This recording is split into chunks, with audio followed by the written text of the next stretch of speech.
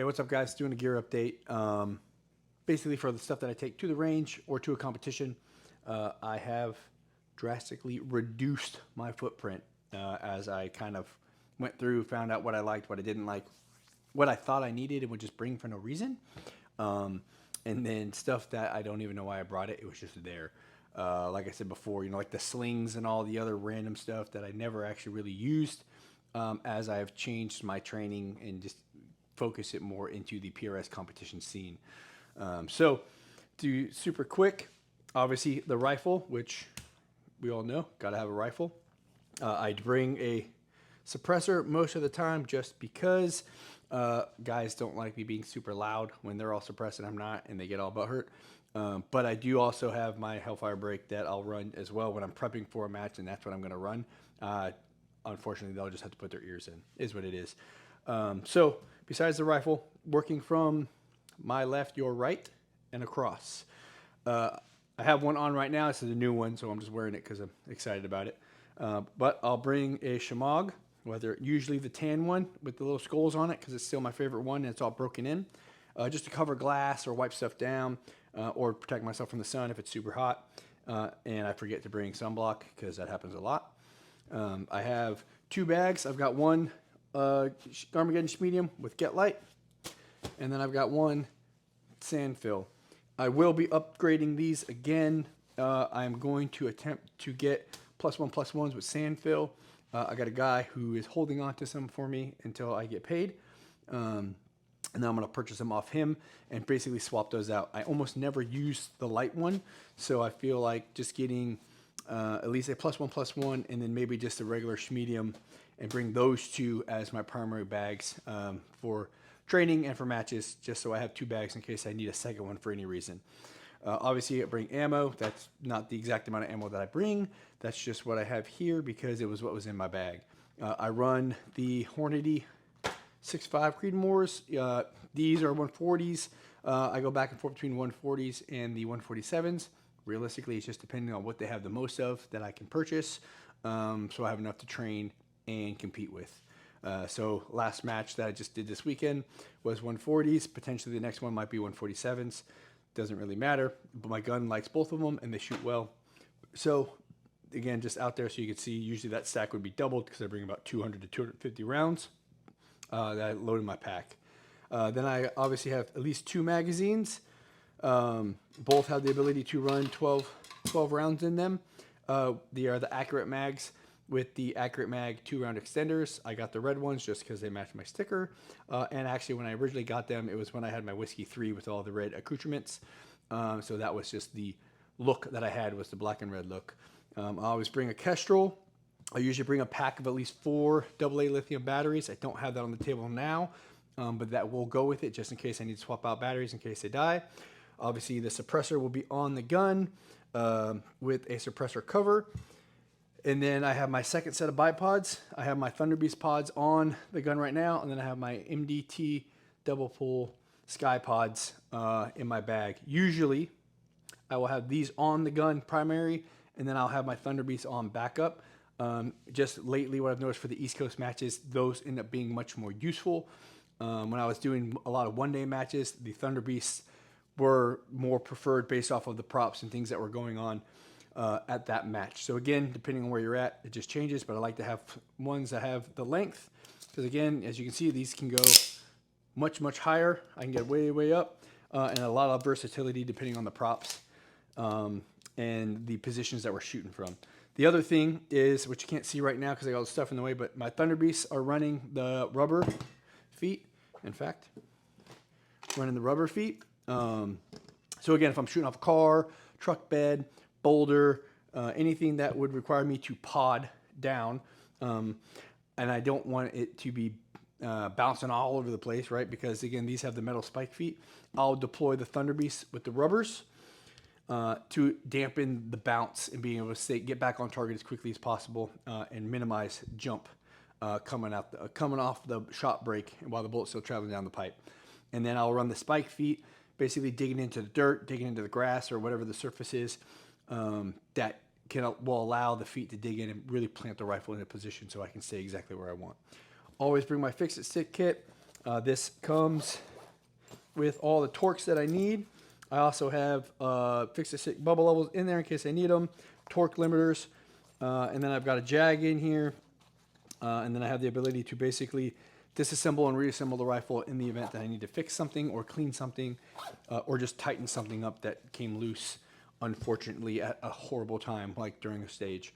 Then I got my, I don't know what brand this is, I'm not going to lie. I've probably gone through like 4 or 5 different styles, but this is the armboard that I like right now. Basically, I'll run blank or old data cards, or my hard data that I'll pull from the Kestrel, build out a dope card like you can see up here, which is basically from 100 all the way to 1090. So I do every 10, just the way I do it in the event that I need it. So that way I'm as close as possible to the correct dope in the event that Kestrel goes down, and for whatever reason, nobody has the ability to let me use a Kestrel to build a gun profile really quick. And then the blank ones will go in here that I'll write for per stage as I need. And then I got to reload them, but this is about how many I have left from the last match. But blank note cards, and the pen obviously is in here as well. If you guys couldn't see, it's got just quick little webbing there, so I can write down, stick that back in there, not lose it, and then I have everything I need right there on my arm. Then I also run the Garmin Zero, swap that out for my Magneto Speed, so I can chrono the morning of day 1 and day 2 just to make sure nothing weird has happened, whether or not I chose to clean or not, depending on how it performs. Usually I don't clean day 2, or sorry, the night of 1 into day 2, because I don't want to cause any variables unless there's a reason for it. Like if the guns start acting really, really funky, chambering issues, extracting issues, or just grouping issues where the elevation and wind just got all crazy, I'll clean it out super quick and then I'll run it. My cleaning kit is not up here, but I will always have the cleaning kit in the truck, not in the bag, or with me on my person as I'm traveling from stage to stage, or out on the range training. And then I have my Area 419 X Rail Large, in case I need to slap down on there just to get a little bit better balance, and being able to sit on the bags as they need. I have noticed that when I run the X plate, which I may not use anymore, I'm usually running the Get Light bag. And if I'm running the Get Light bag, it's usually in training. I'll train with it, but I just won't use it for the match. I always just default to the heavy. So this doesn't get a whole lot of use. So I may downgrade to a smaller one and then get that flat, I forget what the flat pillow, I think is what it's called, but basically the smaller rectangle bag that would just mount straight onto it. So again, if I get to a stage where it's a very thin prop and I need to be able to throw this here and then run tripod rear, that way it'll stay and I can move the whole system and then slide the tripod over. But again, it's very situation dependent, so it doesn't get a whole lot of use, but I have it here because I do bring it with me every time. That is one of the ones where I'm still on the fence of, do I really need it? Because I have used it 3 to 4 stages out of a match on average. So it's getting use, but on a 22 stage match, I don't know if it's justifying taking up space, even though it's not a lot, if it's not really serving too big of a purpose.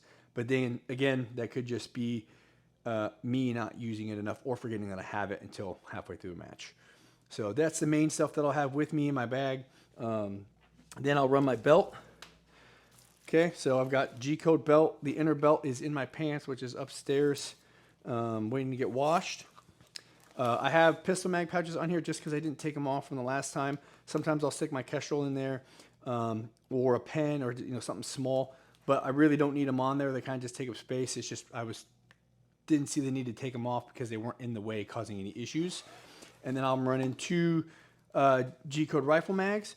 The Scorpion styles, the soft shells. I am in the middle of deciding whether or not I really need the Ridgeline 45-degree angle attachments. I have one on this one. As you can see, that's why it sits lower, but it gives it a 15-degree cant, so it doesn't get in the way. Usually I run that when I'm doing stuff in kit, because it gets clearance from my plate carrier. I have one also on my dump pouch, just because I wanted to see how that, I didn't want to lose it, and I just wanted to see how it felt and see if it gave me a little bit more real estate here, because as you can see, my tourniquet, I always keep a tourniquet on me just in the event that something bad happens, either for myself or for somebody else. It kind of overlaps, so it gave me a little bit more real estate to be able to put that in there and not worry about it getting knocked out or snagged in any way, case, or form. And then finally, I have a standard NVG pouch. It might be high-speed gear. I don't know. It doesn't have a tag on it. I forgot where I got it. But basically, I just throw my terrapin in here. So then that way, if I need to check ranges on targets, again, sometimes you get to a match and you've questioned 2 or 3 distances. So then that way you can just confirm. Even this last match, we had that happen where in the book it said, I want to say it said like 534. And then it was actually, but the RO at the stage actually said, hey, it's 524, not 534. And then we double confirmed as well, just because he brought it up. So it was something they had already figured out, and we had fixed it and was briefing everybody. But in the event that that hasn't happened, that way you can reconfirm if you do find yourself in an event where you have a bad range for whatever reason, you know, just the rangefinder caught something wrong or just misread.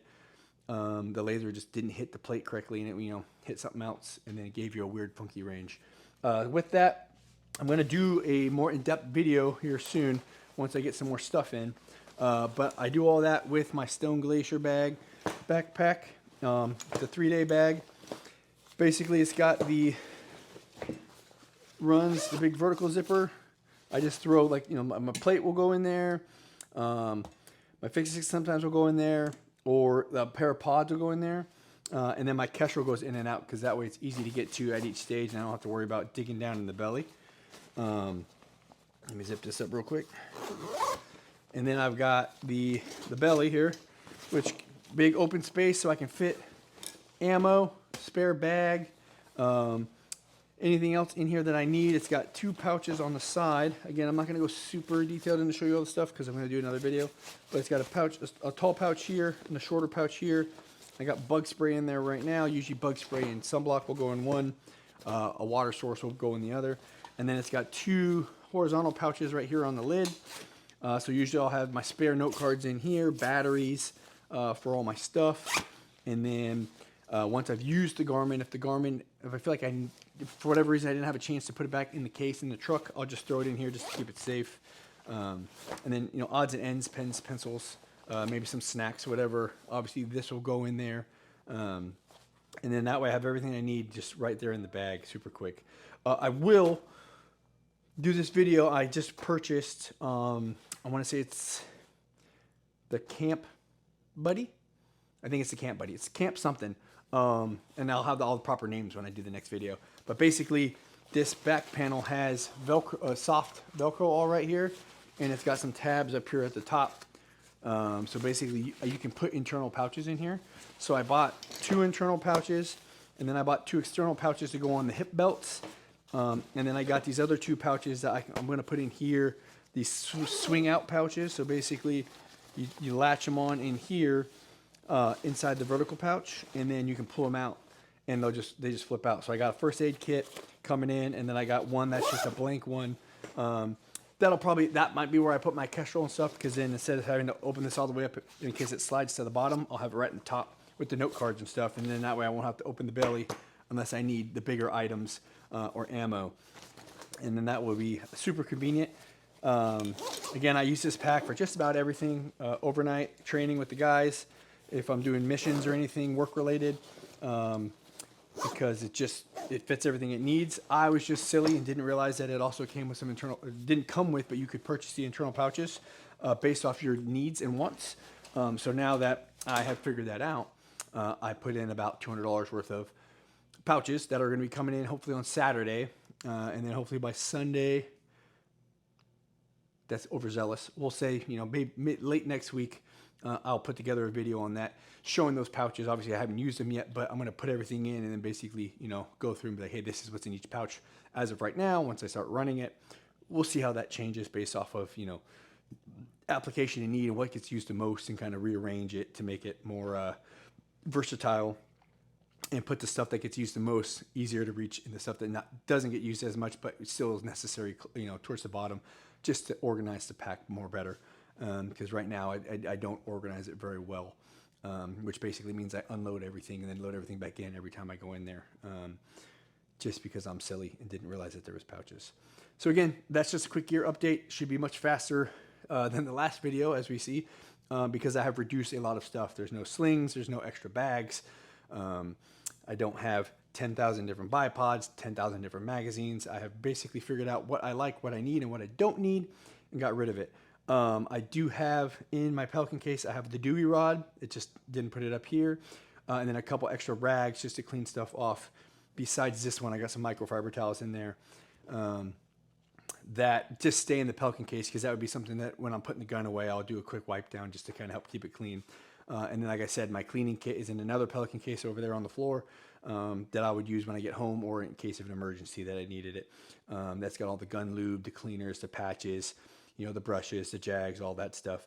That always comes with me. It just almost rarely comes out of the truck, except if I need to lube the gun up really quick. I just grab the Impro 7 gun grease, slap a couple dabs on the bolt, make sure all the friction points are covered, and then slap the bolt back in and get back to work. All right, guys, if you got any questions on any of the stuff that I'm using or any suggestions on things that I might need or need to swap out, please hit me up in the comments. Later.